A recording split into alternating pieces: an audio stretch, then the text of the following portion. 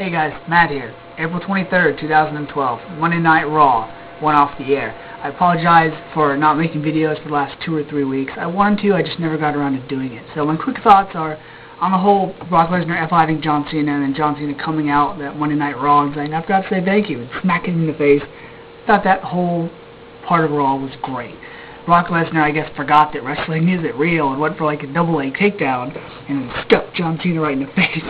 That was great. Busted up with John Cena. It was good because it brought realism to the feud, and it was nice to see a whole brawl where it got so crazy and so out of control that ex-wrestlers, even the roster and security and referees had to come and break it up, because it was like they took a page out of TNA's book, because for the longest time it was like TNA was the only company to do something like that, where you'd have a brawl that would get so out of control and then you'd get broken up and separated, and one of the wrestlers would come out, jump on the other one, and they would keep fighting, and then it'd get broken up. It was nice. It was cool. It was even a nice treat to see ex-wrestlers like Jamie Noble and Dustin Rhodes and William Regal come out. By the way, Jamie Noble, I've actually seen him come into my 2 different jobs that I've worked at. He's a nice guy.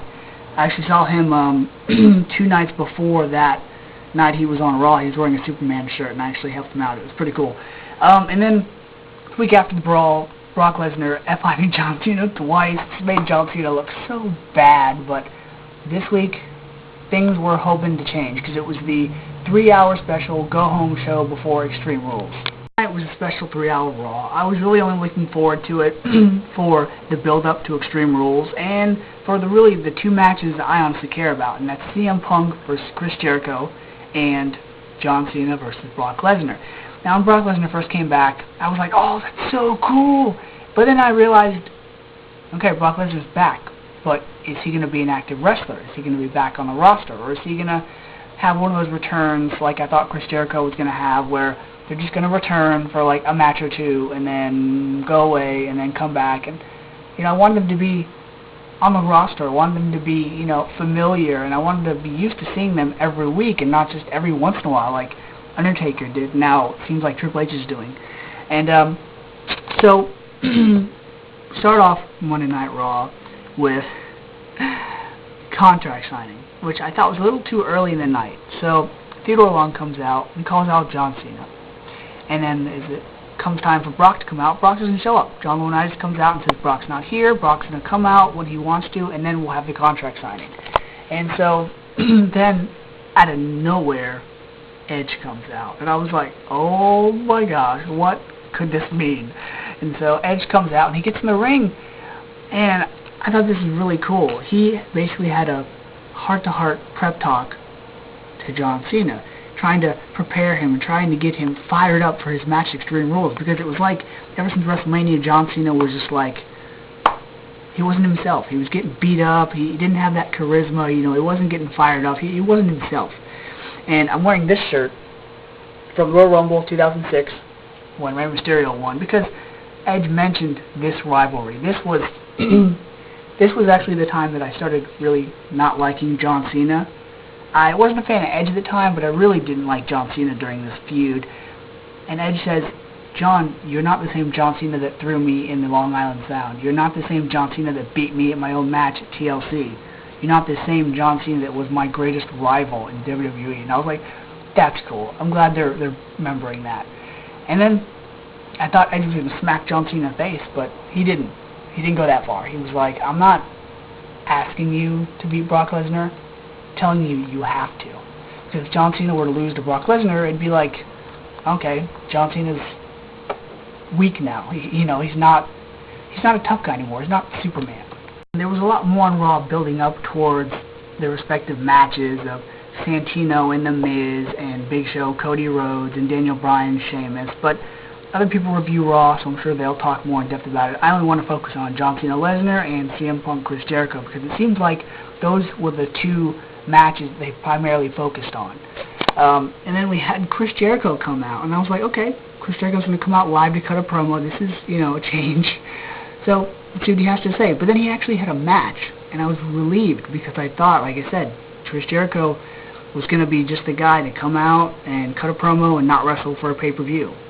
But he wrestled Kofi Kingston, and it was a pretty good match. It was started out Kofi Kingston basically being quick and high-flying like Chris Jericho used to be, but then Chris Jericho coming back, hitting an awesome code breaker while Kofi Kingston goes off the top rope, and then Chris Jericho using the old-school Walls of Jericho, knee in the back, winning the match. That was pretty cool. Chris Jericho grabs the microphone and tries to, you know, pick on CM Punk and goad him into coming out, and he says he's got a present for CM Punk, and I really liked, even though it's kind of repetitive between these two guys, I really like this feud. And so backstage, turns out that Chris Jericho got CM Punk a gift basket, if you will, of just whiskey and liquor and all sorts of alcohol, and CM Punk's like, okay, this is a nice gift, but I'm going to re-gift it, and I'm going to give it away because I have no use for it. And then later in the night, Chris Jericho goes backstage, and Alex Riley pulls him aside and goes, hey, I got to show you something. Chris Jericho walks in the hallway, and CM Punk's door is cracked open. We see CM Punk on the phone, and it looks like he's drinking. And Chris Jericho gets suspicious, goes to John Laurinaitis, says, hey, CM Punk's drinking, we should give him a field sobriety test in the ring, and if he is drunk, then we should serve him over the title and give it to me. So John Laurinaitis, being the awesome general manager that he is, hate the guy, agrees to it. So he has Teddy Long conduct the field sobriety test, as well as 2 police officers with Chris Jericho in the ring. Now CM Punk comes out, and when he was interviewed of how he's going to react to it by Theodore Long, CM Punk's like, I'm going to get pissed off, I'm going to flip out, and he acts all drunk and destroys the locker room. It's pretty funny. And then he comes out, and I knew CM Punk was going to be acting, but he's a really good actor. I mean, on the mic and acting drunk, he was pretty good. He comes out, cop says, say your alphabet backwards, you know. He has some comic lines in there, you know, tries to do it, can't do it. Cop says, okay, now walk this straight line. And CM Punk's like, what line? The cop's like, the line right there. CM Punk goes, oh, okay, didn't notice it, because the line's never there, which it isn't. So he tries to walk the line, stumbles 3 times. And so Theodore Long asks him to relinquish the title, so CM Punk goes to give it over, and then Theodore Long goes to give it to Chris Jericho, but then CM Punk goes, give me one more chance. Give me one more chance. One more chance. And then so he starts to walk the line, and as he's doing it, he starts saying the alphabet backwards, showing that he wasn't really drunk, and he attacks Chris Jericho, and the segment went on a little too long for my taste, as well as the ending segment.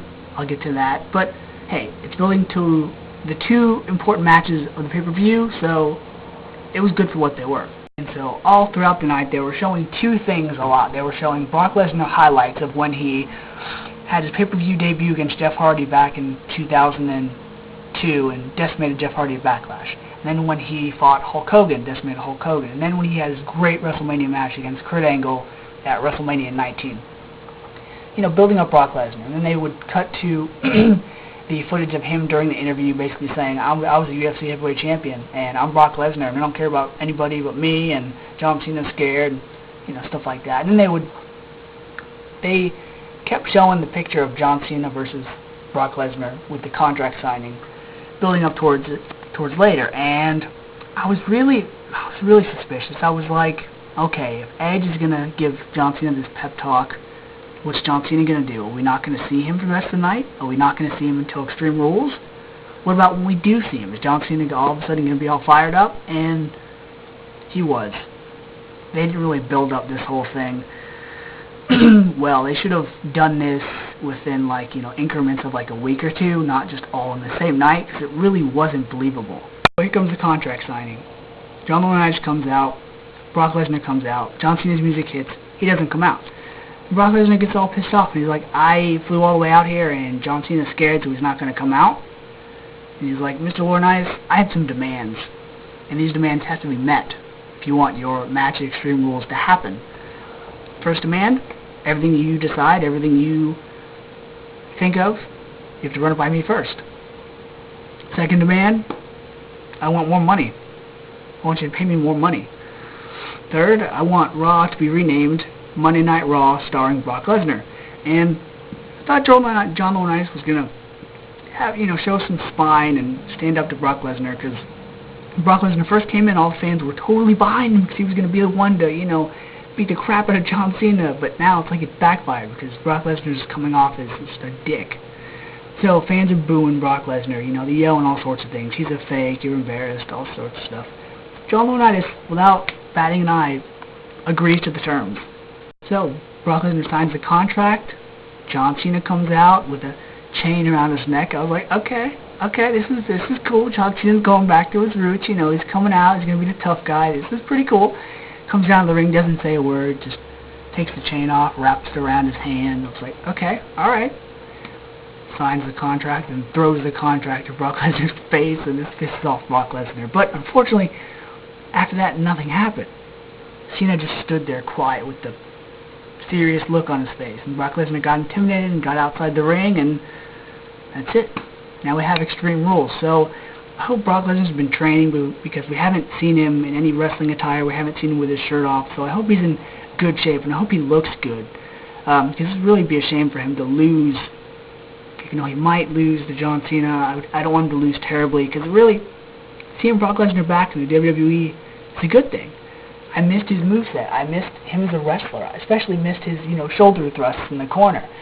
So, John Cena versus Brock. It's going to be a good match. At least I hope it will be. But I think John Cena's going to win. CM Punk versus Chris Jericho. Again, I'd like to see Chris Jericho with the belt again, but I think CM Punk's going to take it. So, Extreme Rules this Sunday. Don't miss it. Till next time, guys. See ya.